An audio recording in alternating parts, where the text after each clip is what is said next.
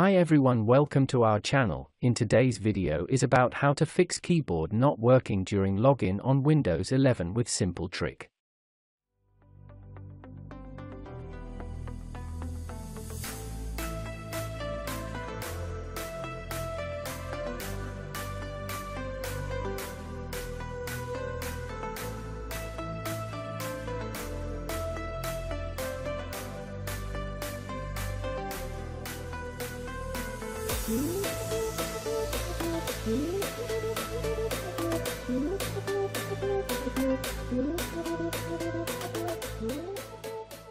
If you found this video helpful, please like and subscribe to our channel, leave comment and share it with others so they can benefit too.